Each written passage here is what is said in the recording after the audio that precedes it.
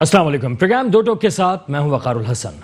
जैसा कि इस पूरे हफ्ते को अगर हम ये कहें कि इस पूरे हफ्ते ज़बरदस्त तरीके की सियासी गहमा गहमी रही, चाहे वो असेंबलियों में हो, चाहे वो रोड्स पर हो, और वो हमने ये देखा कि उस सियासी गहमा गहमी में अपोजिशन अपनी तरफ से जो बातें कर रही थी उसका कहना था कि हम हकीकत पर मबनी हर वो बात कर रहे हैं जो कि आवाम के मफाद में है, जबकि दूसरी जानिब जब हुकूमत की बात करें तो हुकूमत की तरफ से ये कहा जा रहा था कि हम वो तमाम इक़दाम करेंगे जिसका हमने वादा किया है और जो अवामी मफादात में हैं और अवाम के लिए वो 100% दुरुस्त साबित होंगे। लेकिन उसके बाद जब मुश्तरका पार्लियामेंट के इजलास होने में उन्होंने मुख्तलिफ बिल्स पेश किए तो उसके बाद हमने देखा कि सियासी गर्मा गर्मी मजीद बढ़ती चली गई, बयानात का सिलसिला चलता रहा और वो बयानात जो हैं वो काफ़ी ज़्यादा हाईलाइट भी हुए। लोगों की जानिब से कहा गया कि लाठी गोली की सरकार नहीं चलेगी, के अलावा जादू टोने की सरकार नहीं चलेगी। ये खास तौर पर कहा था मरियम नवाज साहिबा ने, और उनका ये कहना था कि इस तरह के अगर मामलात होंगे तो किस तरह से हुकूमतें चलाई जाएंगी।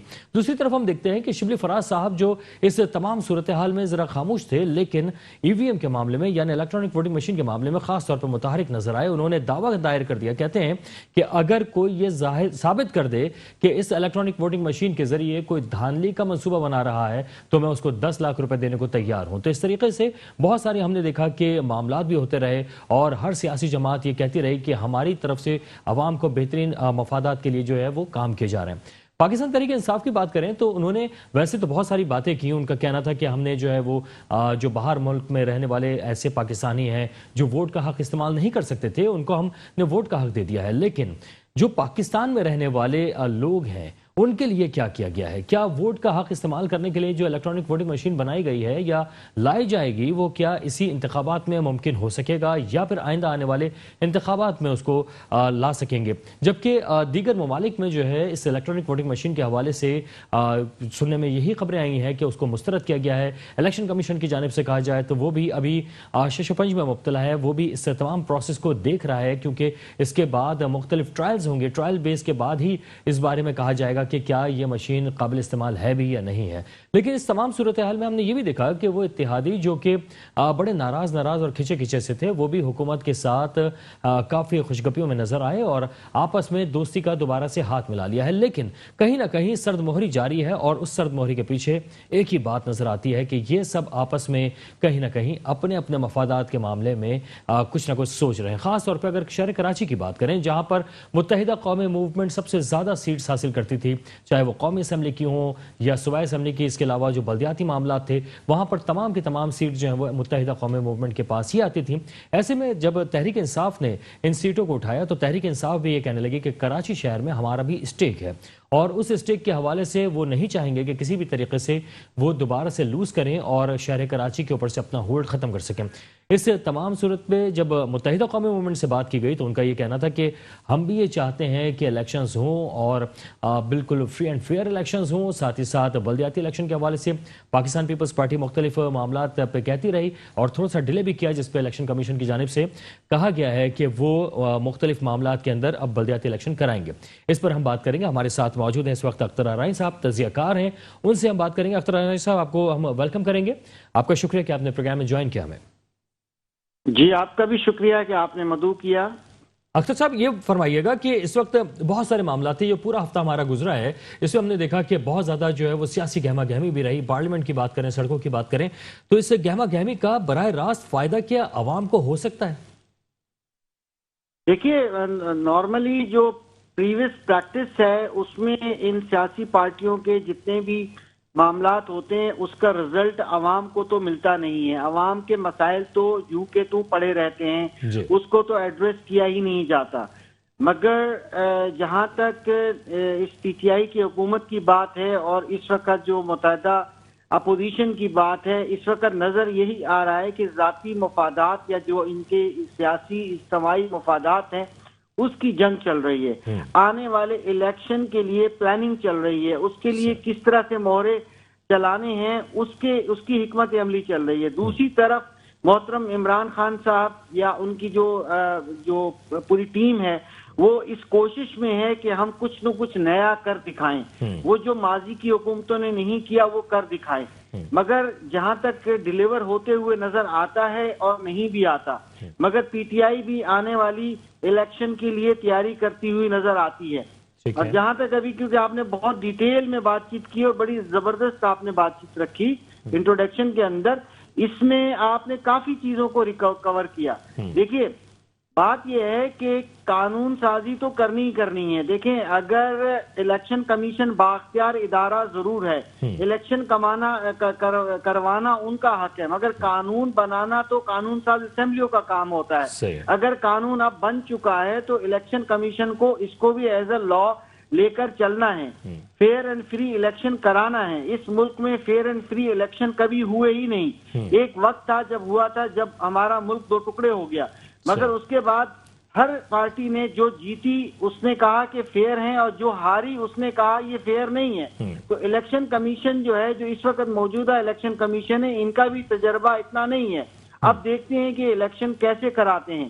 بات یہ ہے کہ قانون کے دائرے میں رہتے ہوئے جو ذمہ داریاں موجود ہیں، قوانین کے اندر رہتے ہوئے اگر قانون بن گیا ہے، آج کی اگر آپ سینٹ کی صورتحال دیکھیں گے اس کے اندر بھی 3 قوانین پاس ہو گئے، وہاں پر بھی اپوزیشن نے کیا ہنگامہ کیا. بات یہ ہے کہ جمہوری حق ایک طرف ہے ان کا بھی، مگر بات یہ ہے کہ اس میں حکمت استعمال کی جا رہی ہے، قوانین کو بڑی تیزی سے پاس کیا جا رہا ہے، اور اس میں پی ٹی آئی کی حکومت کی اکثریت جو ہے وہ نظر آ رہی ہے. اچھا، لیکن ابھی ہم نے اختر ارائن صاحب، ابھی جو پچھلے جب ہم نے دیکھا تھا اجلاس ہوا تھا قومی اسمبلی کا، جہاں پہ اپوزیشن جو ہے وہ فاتح ہو گئی اور حکومت کو جو ہے نقصان اٹھانا پڑا تھا، جس پہ مشترکہ اجلاس بلانے کی تجویز سامنے آئی تھی. تو آپ کو نہیں لگتا کہ اگر اپوزیشن چاہے اور تمام لوگوں کو ملانے کی کوشش کرے، کچھ اتحادیوں کو ملانے کی کوشش کرے، تو کچھ تبدیلی لا سکتے ہیں وہ لوگ بھی؟ جی بالکل، اپوزیشن بھی دیکھا جائے تو وہ ناکام رہی. اب دیکھیں کچھ جو ان کے ممبران تھے وہ ایبسنٹ رہے، اس دن آئے نہیں. تو اس لحاظ سے آپ اکثریت دیکھیں تو جو حکومتی ارکان تھے جو سپورٹ کر رہے تھے اس کو بل کو، وہ ان کی اکثریت زیادہ ہو گئی.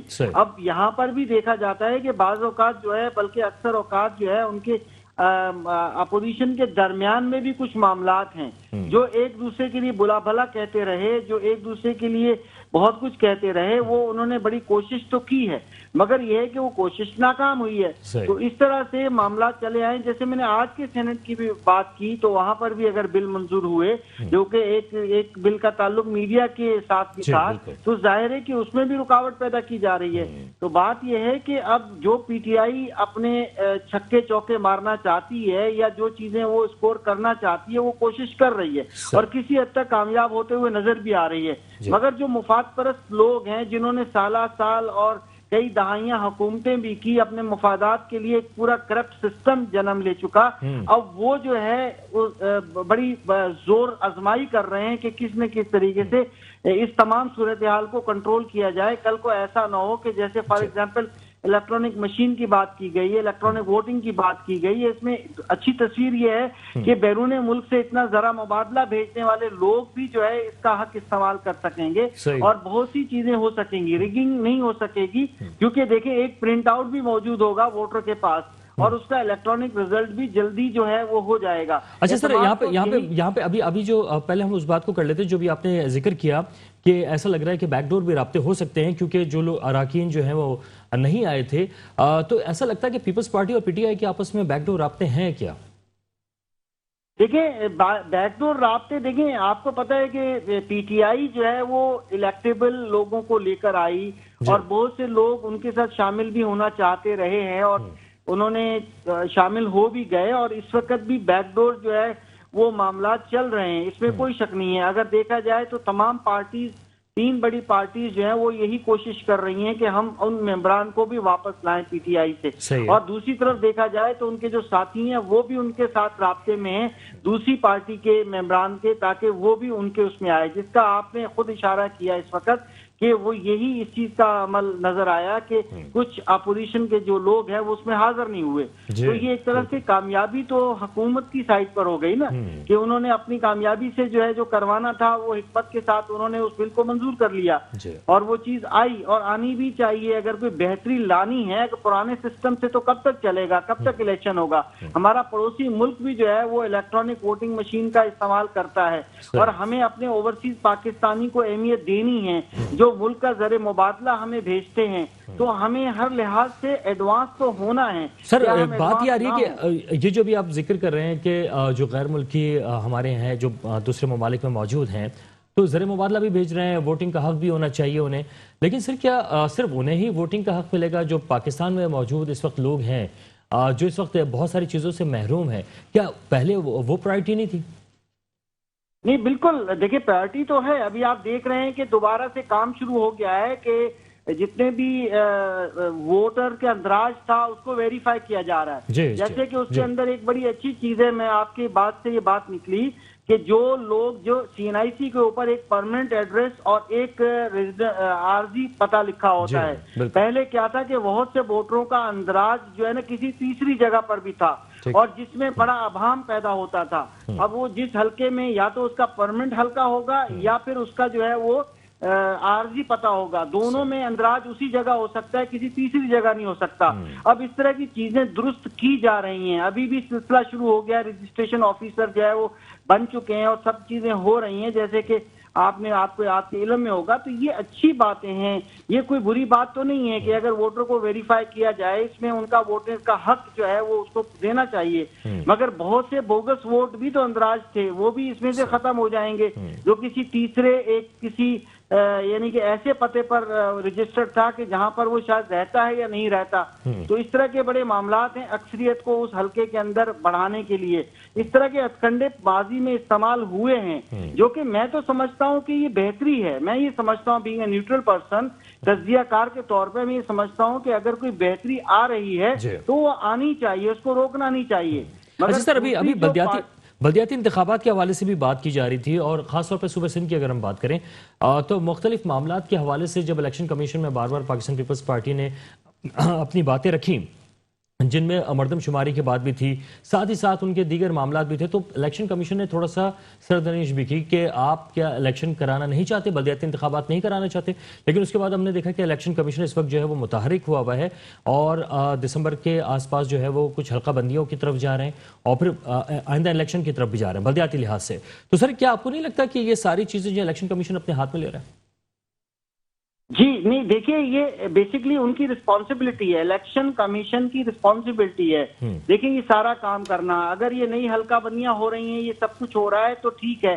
ساتھ میں ووٹر کا جو ہے وہ کریکشن یا جو اس میں نئے ووٹر جو رہ گئے تھے جو ہمیشہ شکایت رہتی ہے وہ بھی اس میں اندراج ہو رہا ہے. جو بوگس ووٹر ہیں اس کو بھی اس کو مائنس کیا جا رہا ہے, اس کی پرماننٹ ایڈریس یا پھر عارضی ایڈریس پر ہی اس کو رجسٹر کیا جا رہا ہے. تو یہ سارے معاملات درستگی کی طرف جا رہے ہیں, چیزیں درست ہو رہی ہیں, ٹھیک ہو رہی ہیں اور الیکشن کمیشن بھی کام کر رہا ہے اور کرنا چاہیے.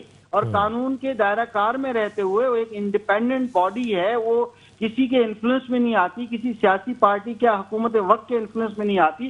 ان کو یہ ان کی رسپانسبلٹی ہے. مگر سب سے بڑا مسئلہ جو ہے وہ ہمیشہ سے رہا ہے کہ الیکشن کمیشن کے پاس اتنی بڑی ٹیم نہیں ہوتی. خاص طور پہ جو مطلب جو الیکشن کنڈکٹ کرنے کے لیے جو بیرونی دوسرے ڈپارٹمنٹ سے لوگ لیے جاتے ہیں, پنجاب میں پٹواری لیے جاتے ہیں یا اسکول ٹیچنگ ایجوکیشن سے مانگے جاتے ہیں یا دوسرے اداروں سے. سندھ کے اندر زیادہ تر ایجوکیشن کے جو گورنمنٹ ٹیچرز ہیں وہ ڈیوٹیز کرتے ہیں, تو یہ ان کے ملازم نہیں ہوتے, یہ صوبائی حکومتوں کے ملازم ہوتے ہیں, یہ سیاسی انفلوئنس رکھتے ہیں, تعلقات رکھتے ہیں. تو یہ جہاں بھی جب بھی شکایت آئی ہے الیکشن کمیشن کا کردار خراب نہیں رہا.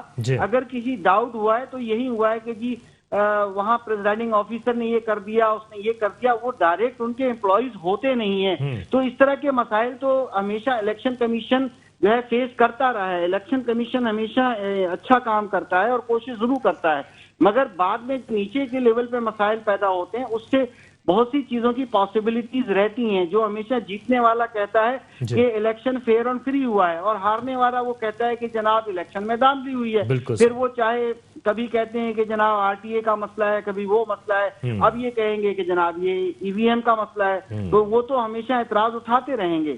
اور باقی یہ کہ امید ہمیں بہتری کی ہے اور بہتری سمجھ عام عوام یہ سمجھ رہی ہے کہ بہتری ہے, مگر جو سیاسی ورکر اور سیاسی پارٹیاں ہیں ان کا نقطہ نظر ذرا ڈفرینٹ ہے. اچھا اختر رانا صاحب, ابھی ایک بڑی ہوتے ہوئے نظر آ رہی ہیں. جی اختر صاحب, ایک بڑی امپورٹنٹ چیز جو ہے وہ مردم شماری بھی تھی. فاروق نسیم صاحب نے آج کہا ہے جو بل پیش ہوا ہے اس کے مطابق مردم شماری جو ہے وہ جدید ٹیکنالوجی کی مدد سے کی جائے گی اور ان کا کہنا ہے کہ نئی مردم شماری جلد ہی کی جائے گی. تو یہ ایک خوشائند بات ہے میرے خیال میں. देखिए बेसिकली कैपेसिटी बिल्डिंग की बात है ना। देखें टेक्नोलॉजी बुरी नहीं होती, टेक्नोलॉजी तो अच्छी चीज है, मगर क्या वो टेक्नोलॉजी फेयर ऑपरेट करने वाले लोग होते हैं? चाहे ईवीएम का मसला हो, इलेक्ट्रॉनिक वोटिंग का मसला हो, कि अगर इसमें धांधली भी करने की कोशिश की गई तो वो भी मसाइल हैं, मुमकिन है, क्योंकि हमारे मुल्क में ट्रस्टेबिलिटी का मसला है, उसके टेस्ट और ट्रायल नहीं हुए। अभी इलेक्शन कमीशन भी ये चीजें कहता है कि जनाब इसको टेस्ट और ट्राई करना है, तो उसको भी प्रूफ करना पड़ेगा कि इसमें किस तरह से धांधली होगी। जी, धांधली को रोकने के लिए जी मुख्तलिफ इक़दामात। ठीक है जनाब, बहुत शुक्रिया अख्तर अनाई साहब, तजियाकार आप हमारे साथ रहे और आपने अपना बेहतरीन तजिया हमें नवाजा, बहुत आपका शुक्रिया। एक छोटा सा ब्रेक है, ब्रेक के बाद वापस आएंगे, हमारे साथ रहिए। Welcome back. प्रोग्राम में हम बात कर रहे हैं कि इस वक्त जो इलेक्शन होंगे वो किस तरीके कार पे होंगे, और अपोजिशन की जानिब से बार बार इस बात का खदशा जाहिर किया जा रहा है कि इलेक्शन जो है वो चोरी करने का एक ज़बरदस्त सा मंसूबा है। साथ ही साथ हम देख रहे हैं कि गैस का एक शदीद बहरान है जो कि पूरे सिंध में, खासतौर पर शहर कराची में जो है वो शिद्दत इख्तियार करता जा रहा है। लोगों के घरों में गैस नहीं आ रही, और इसके अलावा CNG जो सेक्टर है वो काफ़ी ज़्यादा परेशान हमें नजर आ रहा है। इस पर हम बात करेंगे, हमारे साथ मौजूद हैं डॉक्टर सराब सरकी, पाकिस्तान पीपल्स पार्टी से ताल्लुक़ है। जनाब आपको खुशामदीद कहेंगे। बहुत शुक्रिया आपका जनाब। डॉक्टर साहब ये फरमाइएगा कि इस वक्त जो सारी सूरत हाल आप देख ही रहे हैं कि गैस का बहरान शिद्दत इख्तियार कर गया है और दीगर मामलात भी हैं, तो सर किस तरीके से जो शहरी हैं, खासतौर पर सिंध के जो शहरी हैं, उनको गैस फराहम की जा सकेगी? देखिए बात यह है कि पहली बात यह है कि 78% जो गैस है जी पूरे पाकिस्तान में सप्लाई कर रही है वो सिंध में। पहले तो असूलन सिंध में जो है गैस की जितनी भी कमी हो, लोड शेडिंग होनी नहीं चाहिए। जी हमारे चीफ मिनिस्टर साहब ने, सिंध गवर्नमेंट ने इसको एक्सटेंड लिया है। और दूसरा ये है कि अभी जो सूरत हाल है इस हुकूमत की, मैं आपको बता रहा हूँ कि हमने तो कभी भी जिंदगी में ये नहीं देखा कि घर के लिए भी गैस नहीं मिले। तो ये मिसमैनेजमेंट है, सही तरीके से उन्होंने मैनेज नहीं किया है, हैंडल नहीं किया है, इस वजह से ये काफी बुरानी सूरत हाल होगी। आप अंदाजा करें कराची जितने इतने बड़े शहर में, जहाँ पर लोगों को तस्वर भी नहीं है कि वहाँ पर वो उनके पास वैसे और कोई तरीके होते हैं, गैस इस्तेमाल करते हैं, लेकिन यहाँ पर क्योंकि इस तरह का कभी पहले बहरान नहीं आया, तो ये सिलेंडर कहाँ से आएंगे, LPG कहाँ से आएगी, किस तरह लोग खाना पकाएंगे, ये तो बहुत बड़ा बहरान पैदा हो जाएगा।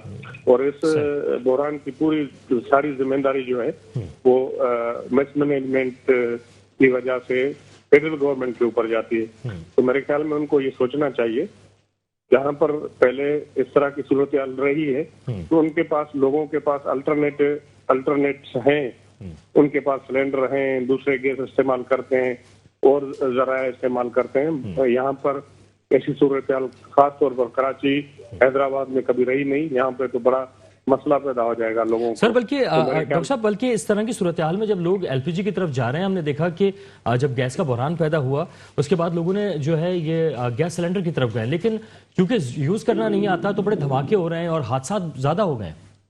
सर ये तो मैं वही कह रहा हूँ ना, ये तो इमरान खान साहब भी ये कहते थे कि अगर कोई हुकूमत की गफलत की वजह से या मिनिस्टर की गफलत की वजह से कोई भी हादसा हो तो वो मिनिस्टर इस्तीफा दे और उसके खिलाफ कार्रवाई होनी चाहिए। और इस तरह के अगर हालात होंगे, आपको पता है कि लोगों को इस्तेमाल करने भी नहीं आती और यहाँ पर लोगों की अब सकत भी नहीं है, वो कहाँ से सिलेंडर खरीदेंगे। और LPG भी वो भी नायाब है, वो भी नहीं है यहाँ पर, 220 रुपए से ऊपर चली गई। बिल्कुल सही, हाँ वो भी ऊपर चली गई। तो ये बड़ा मसला है मेरे ख्याल में। खास तौर पर जो है ना, हम तो ये कहते हैं कि आप कम से कम जो है शहरी इलाके जो है, देहात को तो चलो ठीक है, शहरी इलाके जो है खास तौर पर सिंध के, और क्योंकि हम गैस पूरे पाकिस्तान को दे भी रहे हैं, हमारा राइट भी है, फंडामेंटल हमारा राइट है, तो हमें कम से कम शहरी इलाकों को जो है इसे मुस्तसना किया जाए, यहाँ पर लोड शेडिंग नहीं की जाए। और ये जब ये लोड शेडिंग के बहाना बना के ये कह रहे हैं कि हम 3 दफा जो है हम देंगे, ये कोई बिजली तो नहीं है, आपको पता है कि ये एकदम तो नहीं आती, फिर इसको घंटों लग के अगर वहां से प्रेशर शुरू हो تو یہ وہ بجلی والا سلسلہ نہیں ہے، یہ شاید ان کو پتہ نہیں ہے یا ٹیکنیکل نہیں ہے، سمجھ میں نہیں آ رہا ہے. یہ کہہ رہے ہیں کہ کھانے کے وقت دیں گے ویسے بند کریں گے. سر بلکہ آج جو ہے وہ ایڈمنسٹریٹر جو بیرسٹر مرتضیٰ وہاب صاحب ہیں وہ بھی ذکر کر رہے تھے کہ 64% جو ہے وہ سندھ جو ہے پروڈیوس کر رہا ہے گیس، اور اس کو جو ہے وہ 33% یا اس سے کم مل رہی ہے. تو کس طریقے سے پھر جو ہے وہ ارینجمنٹ بنا سکتے ہیں؟ آپ لوگ کیا کہہ رہے ہیں وفاقی حکومت سے کہ کم از کم گیس سندھ کے شہریوں کو تو فراہم کی جائے؟ سر بالکل، میں تو یہ کہہ رہا ہوں کہ یہ 64% نہیں ہے بلکہ یہ 78% ہے. اچھا. جو ابھی گیس جو جا رہی ہے پورے پاکستان میں، پہلے صرف سوئی گیس سے جاتی تھی، اب تو سوئی گیس میں اتنی گیس ہے نہیں. وہ بھی ہمارے قریب علاقہ میرا جیکاباد سے تعلق ہے، وہاں سے اتنی پروڈیوس نہیں ہو رہی ہے. آپ اگر صحیح طریقے سے اس کو دیکھیں تو یہ تقریباً 70% سے زیادہ جو گیس جا رہی ہے وہ سندھ سے جا رہی ہے. اور یہ آئین کے اندر ہے کہ جس صوبے کے اندر سے کوئی بھی کسی صوبے سے بھی کوئی بھی نیچرل ریسورسز نکلتے ہیں تو آپ ان کی کٹوتی نہیں کر سکتے ہیں. تو اس حساب سے چیف منسٹر صاحب کو بھی ہم نے ریکویسٹ کی ہے، وہ بھی فیڈرل گورنمنٹ کو خط لکھ رہے ہیں اور وہ بھی ہم بھی یہ پریشر ڈال رہے ہیں تاکہ ہمیں کم از کم جو ہے اپنا جو رائٹ ہے وہ ملے، اور ہمارے جو صارفین ہیں خاص طور پر شہری علاقے سندھ کے ان کو فراہمی سے گیس ملے. جی بالکل. اچھا ڈاکٹر صاحب، ابھی جیسے مراد علی شاہ صاحب اسلام آباد میں ہی تھے اور اس وقت سب سے بڑا معاملہ جو ہے وہ گیس کا جو ہے ایک چل رہا تھا، تو کیا آپ کی یعنی وزیر اعلیٰ صاحب کی جو ہے وزیر اعظم صاحب سے ملاقات ہوئی، کوئی اس سلسلے میں بات کی کہ کم از کم اتنی گیس تو دیتے ہیں جو انصاف کے مطابق ہو؟ بالکل بات ہوتی رہتی ہے، یا خط لکھتے رکھتے ہیں چیف منسٹر صاحب جو بھی ایشو ہوتے ہیں. اور میں تو یہی کہہ رہا ہوں نا، اگر صحیح طریقے سے اگر اس کو ہینڈل کیا جائے تو کوئی ایشو نہیں ہے. گیس سسٹم میں موجود ہے، اب انہوں نے اس کو صحیح طریقے سے مینیج نہیں کیا ہے. اس کا نتیجہ یہ ہے کہ وہ عوام سب یہ بھگت رہے ہیں. ٹیکنیکل لوگ ہٹا کے پتہ نہیں نئے لوگ کہاں سے، امریکہ سے پوری زندگی وہاں رہتے ہیں، ایک دم آ کر پورا ان کو سربراہ بنا دیا جاتا ہے. ان کو تو پھر یہ پتہ نہیں کتنی سیلری دی جاتی ہے، 80-90 لاکھ روپے، کروڑ روپے سیلری دی جاتی ہے، اور 5 سال کی جو ہے سیلری ایڈوانس میں دی جاتی ہے. یہ تو صورتحال ہے. اچھا ڈاکٹر صاحب، ایک اور مسئلے کی طرف جو ہے ہم نظر ڈالتے ہیں کہ الیکشن جو ہے وہ خاص طور پر بلدیاتی الیکشن کی اگر ہم بات کریں، الیکشن کمیشن کی جانب سے کہا جا رہا ہے کہ Pakistan Peoples Party delay tactics کر رہی ہے اور کافی زیادہ وہ ڈیلے کر رہی ہے. تو کس طرح سے ہم تو ریڈی ہیں، کس طرح انتخابات کریں گے؟ جی میرے خیال میں جنوری فروری تک انتخابات ہم ہو جائیں گے. ڈیلیمیٹیشن کی ہم نے لیٹر ویٹر آ گئے ہیں، تو وہاں پر وہ جو الیکشن کمیشن ہے اس کا کام ہے ڈیلیمیٹیشن کے لیے، اور جو ہمیں ان کو ضرورت ہوتی ہے اسٹاف وغیرہ ہمارے جو ڈپٹی کمشنر صاحبان ہیں ان سے پوری وہ ڈیلیمیٹیشن کے لیے ان کی سپورٹ کریں گے اور ہم اناؤنس کریں گے انشاءاللہ تعالیٰ جتنی جلدی ہو. ہمیں کوئی پرابلم نہیں ہے، ہم تیار ہیں الیکشن کرانے کے لیے. سر اب جو ای وی ایم ہے الیکٹرانک ووٹنگ مشین، اس کے بعد بھی تیار ہیں آپ؟ اس کے لیے تو میرے خیال میں اب آپ نے کوشچن پوچھ لیا، بڑا کوشچن. یہ تو میرے خیال میں 2023 میں بھی اس کے لیے حکومت تیار نہیں ہوگی، وفاقی حکومت. ہم تو مینوئل پہ تیار ہیں، جو پہلے جس کا سسٹم ہوتا ہے. اب یہ ای وی ایم کا سسٹم جو ہے مشین کا، وہ تو فیڈرل گورنمنٹ نے بل پاس کرایا ہے، وہی اب پرووائڈ کریں، کوئی وہی سلسلہ کریں. وہ تو ہمارے ہاتھ میں نہیں ہے. لیکن میں آپ کے سے بتا دوں کہ مجھے یہ لگتا نہیں کہ یہ 23 تک یہ مشینیں بنا سکیں گے. اور یہ پھر یہ سینسز ہوگا، پھر اس کے بعد ڈیلیمیٹیشن ہوں گی، الیکشن ہوگا. میں تو اعتزاز احسن بڑے سینئر ہمارے ہیں سیاستدان وکیل میں، ان کا بھی ٹی وی پہ سن رہا تھا. وہ یہ کہہ رہے تھے کہ بہت بڑا یہ ایک آئینی بحران پیدا ہو جائے گا، کیونکہ انہوں نے تو پارلیمنٹ سے ایک چیز پاس کرا لی ہے، لیکن اب یہ کہیں کہ بھائی آپ آسمان سے تارے توڑ کے لائیں، یہ ایک اسمبلی سے یہ چیز پاس ہو جائے. وہ آسمان سے تارے کس طرح ٹوٹ سکتے ہیں؟ سر وہ شبلی فراز صاحب تو بڑا شارٹ ٹائم ہے. اور وہ کس طرح کریں گے؟ سر شبلی فراز صاحب نے کہا ہے کہ الیکشن کمیشن جو ہے وہ جانے، اس کا کام جانے. ہم نے تو بل پاس کر دیا ہے، ہم نے اپنا کام کر دیا ہے، اب الیکشن کمیشن جانے کس طرح کراتی ہے الیکشن. نہیں، یہ تو یہ تو اسی طرح ہی ہے، بس ابھی اس پہ کیا تبصرہ کروں. یہ اب بل یا قانون ایسے پاس ہونے چاہیے جو اپلیکیبل ہوں. جی یہ جو الیکشن کمیشن کو ساری بھی لاجسٹک سپورٹ ہے، جو بھی کام کرنا ہے، جو مشینیں ہیں، پیسے دینے، ظاہر ہے وہ جو بھی گورنمنٹس ہیں، سینٹرل گورنمنٹ ہوئی یا فیڈرل گورنمنٹ یا صوبائی گورنمنٹس ہیں، ان کو دینے. اب انہوں نے تو قانون پاس کر دیا اپنی جگہ پہ، لیکن یہ براوجلت میں کیا ہے، اس میں میرے خیال میں بڑا سیاسی بحران پیدا ہوگا آگے چل کے. اچھا سر، اوورسیز پاکستانیوں کے حوالے سے وہ کہتے ہیں بڑی کامیابی ہے، ہم نے جو ہے وہ 90 لاکھ کے قریب جو اوورسیز ہیں ان کے لیے ووٹنگ کا حق جو ہے وہ استعمال کر سکیں گے. تو پاکستان پیپلز پارٹی اس بات پہ خوش ہے؟ سر ہم تو یہ کہہ رہے ہیں کہ بالکل، یہ بار بار پی ٹی آئی والے بھی کہہ رہے ہیں کہ پیپلز پارٹی والے بھی یہ چاہ رہے تھے کہ یہ جو ہے ہم جائیں اپنا الیکٹرانک مشین پہ، جدید ٹیکنالوجی پہ. نون لیگ والوں نے بھی انیشیٹو لیا، بالکل 100% لیا. بات یہ ہے کہ 33-34 تو ایسے نکات ہیں جو کہ الیکشن کمیشن نے پوچھے ہیں ان سے کہ آپ ای وی ایم مشین کرنے جا رہے ہیں تو یہ پرابلمس ہو سکتے ہیں. ان کو انہوں نے ایڈریس نہیں کیا. اب یہ ہے کہ وہ مجھے بتا رہے، اب میرا جیک آباد کے حلقے کا جو ہے وہ ووٹر ہوگا، وہ کیسے وہاں باہر کس طرح ووٹ دے گا اور کیسے جا کر دے گا، کہاں جا کر دے گا. اور یہ دیکھیں کہ بہت سارے ہمارے ہر کے علاقے میں، میرا ایون جو علاقہ ہے بلوچستان کے بارڈر پہ، وہاں پر بجلی بالکل کام نہیں کرتی، یا عام ٹیلی فون کام نہیں کرتا جس سے میں آپ سے بات کر رہا ہوں. تو وہاں پر کس طرح یہ مشینیں کام کریں گی؟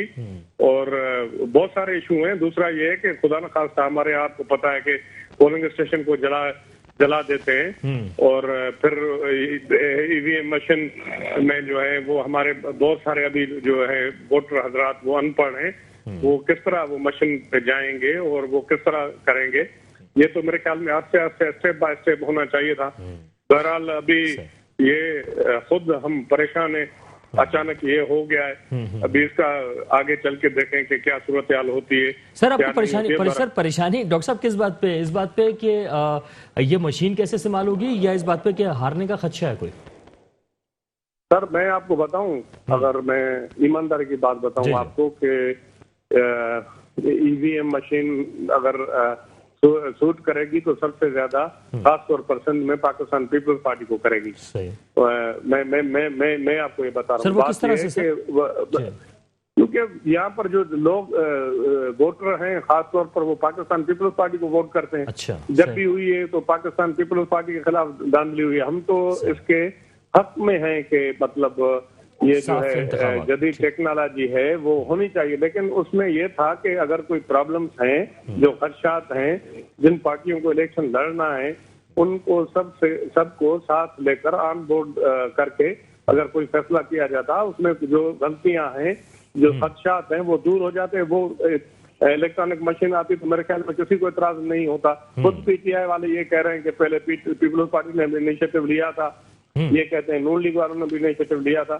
وہ پیچھے اس لیے ہٹے کیونکہ وہ بہت ساری چیزیں تھیں جو کلیئر نہیں ہو پا رہی تھیں. اب سب یہ پی ٹی آئی والے جتنے بھی خدشات ہیں، فیئر اینڈ فری الیکشن ہو اور الیکشن کمیشن بالکل اس کو ٹرانسپیرنٹ کرے اور ہر طرح سے نیٹ ورک کام کریں اور صحیح طریقے سے مشین کام کرے تو ٹھیک ہے، کوئی اعتراض نہیں. اعتراضات تو یہی ہے نا، اس میں گڑبڑ نہیں ہو، بالکل صحیح، اس میں ہیک نہیں ہو، اس میں کوئی دھاندلی نہیں ہو، کوئی مطلب اس میں بےمانی نہیں ہو. یہی خدشات ہیں. باقی یہ تو بالکل یہ پروپیگنڈا کیا جا رہا ہے کہ خدا نخواستہ دوسری پارٹیاں جو ہیں وہ جدید جو سسٹم ہے ای وی ایم یا اس کے مخالف نہیں ہے جدید، اس سے بھاگ رہے ہیں. بھاگ نہیں رہے، ہم یہ کہہ رہے ہیں کہ اس کو فل پروف کرائیں تاکہ جس طرح ہمیشہ ہوتا ہے جب بھی منظم دھاندلی نہ کی جا سکے. ٹھیک ہے سر، جناب بہت شکریہ ڈاکٹر سوراب سرکی صاحب، پاکستان پیپلز پارٹی صاحب کا تعلق ہے. آپ نے وقت دیا، آپ کا بہت شکریہ. ایک چھوٹے سے بریک پر ہم جا رہے ہیں، واپس آئیں گے، ہمارے ساتھ رہیے گا. Welcome back.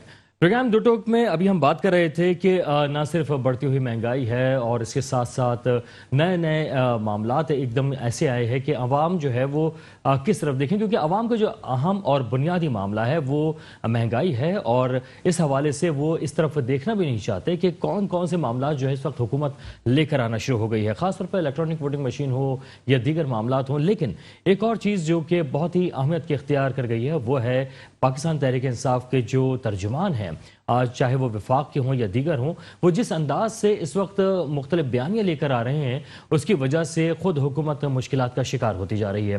خاص طور پہ اگر وفاقی وزیر جو فواد چودھری ہیں ان کی بات کر لی جائے تو وہ بعض ایسے سٹیٹمنٹ دے رہے ہیں جو کہ اس وقت نہ صرف پاکستان تحریک انصاف بلکہ حکومت کے جو اتحادی ہیں ان کے لیے بھی مشکلات کا سبب بنتی جا رہی ہیں، اور وہ اس طریقے کی چپتی ہوئی باتیں کر رہے ہیں۔ خاص طور پہ ان کا ایک بہت ہی خطرناک قسم کا بیان آیا جو کہ ریاست کے حوالے سے تھا کہ ریاست دہشت گردی سے نہیں لڑ پا رہی ہے اور دہشت گردی سے نمٹنے کی سکت نہیں رکھتی ہے۔ یہ ایک ایسے وقت میں انہوں نے بیان دیا ہے جہاں پر ریاست پاکستان جو ہے اس کے جو تمام اسٹیک ہولڈرز ہیں وہ بھی سوچنے پر مجبور ہو گئے ہیں کہ کس طریقے کا یہ بیان ہے، کیونکہ اگر اس کو دیکھا جائے تو فیٹف کی اگر بات کر لی جائے تو وہاں پر بھی پاکستان اس وقت گرے لسٹ میں موجود ہے، جس کے بعد اس طرح کے بیانات کے بعد دیگر جو ممالک ہیں وہ پاکستان پہ پابندیاں یا اس طرح کے دیگر جو معاملات ہیں وہ عائد کر سکتے ہیں۔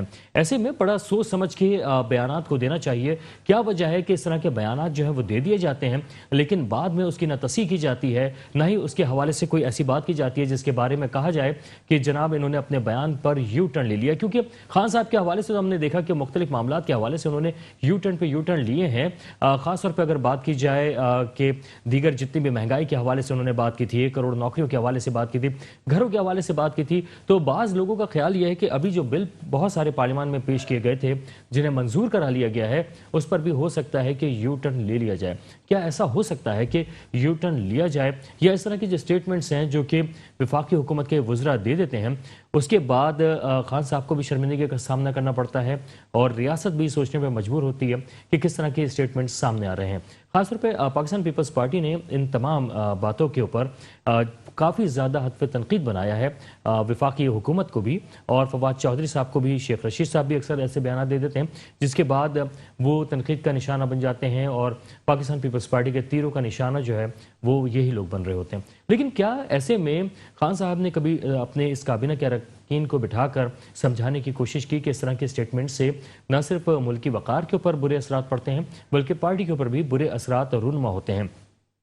اس کے ساتھ کیا دیگر ایسے معاملات جس میں مہنگائی اور جو دیگر بلز پیش کیے گئے تھے اس کے اوپر جو ان کے وزراء ہیں ان کی جانب سے مناسب اور بہتر طریقے کے سٹیٹمنٹ آ رہے ہیں یا وہ صحیح طرح سے کاؤنٹر کر پا رہے ہیں؟ یہ بالکل اس وقت کی اگر صورتحال دیکھا جائے تو تجزیہ کار ہو یا اپوزیشن ہو وہ کچھ ایک سائڈ پہ نظر آ رہے ہیں اور پی ٹی آئی جو ہے وہ کچھ تنہائی کا شکار نظر آ رہی ہے، کیونکہ اس وقت ان کے جو اتحادی ہیں وہ بھی ان سے کچھ دور اور فاصلے پہ ہوتے نظر آ رہے ہیں۔ کیونکہ اگر مہنگائی کی اسی صورتحال کے اندر اگر جاتے ہیں الیکشن کے اندر اور عوام میں جاتے ہیں تو وہ کس طریقے سے جائیں گے اور کس طرح سے دوبارہ سے کہیں گے کہ آپ ہمیں ووٹ دیجئے، ہم آپ کے مسائل حل کریں گے، جب ایک طرف مہنگائی اور دیگر مسائل ہی حل نہیں کر پا رہے تو کس طریقے سے تمام جو دیگر مسائل ہیں اس کی طرف جا سکتے ہیں؟ پاکستان تحریک انصاف کے لیے ایک بہت ہی سازگار چیز جو تھی وہ کرونا وائرس تھا، جس کے پیچھے کہا گیا کہ پاکستان تحریک انصاف کی حکومت نے اپنے آپ کو پیچھے چھپایا اور کہا کہ ہم جو ہے وہ کرونا وائرس کی وجہ سے ترقی نہیں دے پائے اور پاکستان کو آگے کی سمت نہیں چلا پائے، ورنہ پاکستان بہت آگے کی طرف جا سکتا تھا اور پاکستان کو ہم اس مقام پہ کھڑا کر دیتے کہ ایشین ٹائیگر ہوتا۔ لیکن کیا اس وقت جو سی پیک کے معاملات ہیں یا چائنا ہے وہ اس انداز سے مطمئن ہے؟ کیا پاکستان کی جو طرز حکمرانی جاری ہے اس میں مطمئن ہے؟ اس پر ہم بات کریں گے۔ ہمارے ساتھ موجود ہیں سبحان علی ساحل صاحب، پاکستان تحریک انصاف سے ان کا تعلق ہے۔ جناب آپ کو خوش آمدید کہیں گے سبحان صاحب۔ وعلیکم السلام، کیسے آپ؟ خیریت سے؟ جناب اللہ کا شکر ہے۔ سبحان صاحب سب سے پہلے تو یہ فرمائیے گا کہ بہت سارے معاملات ہیں جس پہ ہم بات کرنا چاہ رہے ہیں۔ ایک تو سب سے اہم بات یہ کہ جو آپ کے جو وزراء ہیں جو کہ ترجمان ہیں وہ ایسے بیانات دے دیتے ہیں جس کے بعد کچھ شرمندگی کا سامنا بھی کرنا پڑتا ہے۔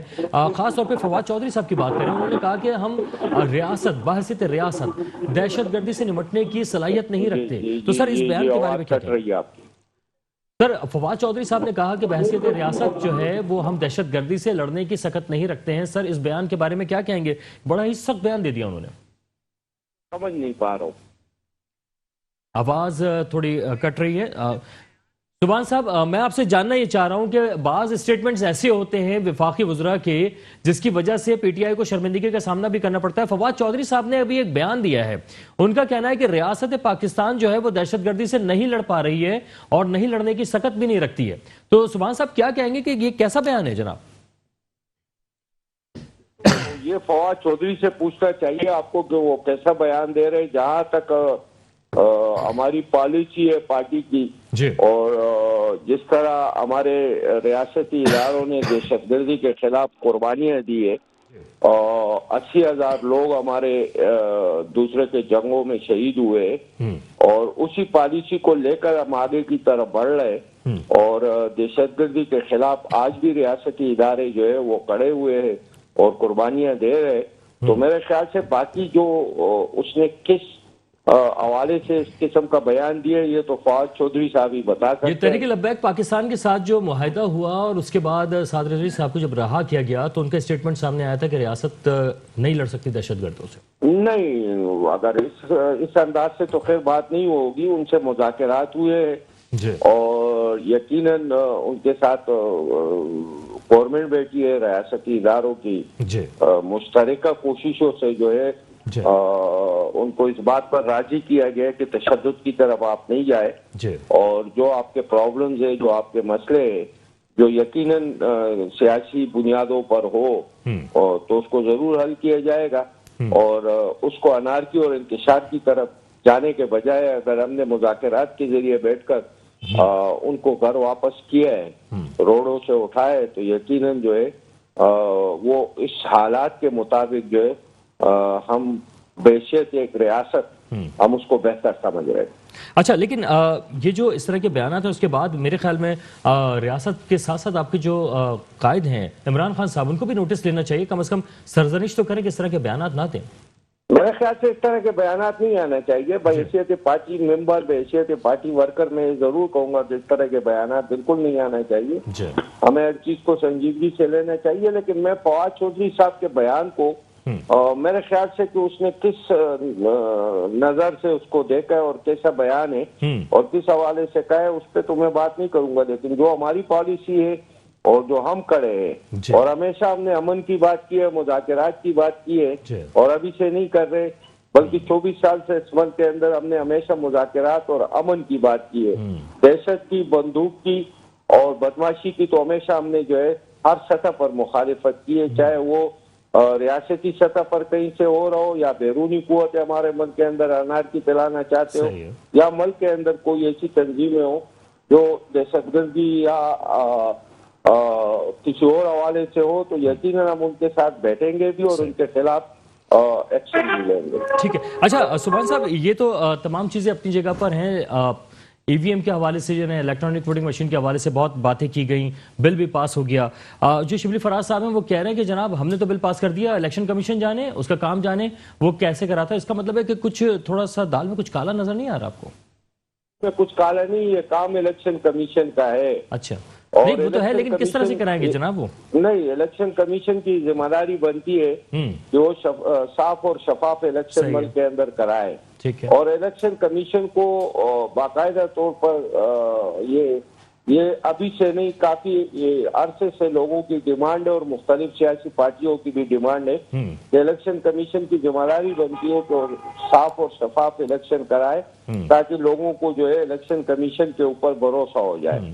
اب اس کے اندر قانون سازی، جب الیکشن کمیشن قانون سازی نہیں کرے گی اور صاف اور شفاف الیکشن کی طرف نہیں جائے گی اور صرف بیٹھ کے وہاں پر جو ہے اسی فرسودہ سسٹم کو سپورٹ کرے گی تو یقیناً قانون سازی بھی ہوگی اور الیکشن کمیشن کے ساتھ بیٹھ کر اس چیز کو ڈسکس بھی کیا جائے گا اور ہمیں آخرکار ٹیکنالوجی کی طرف تو جانا پڑے گا.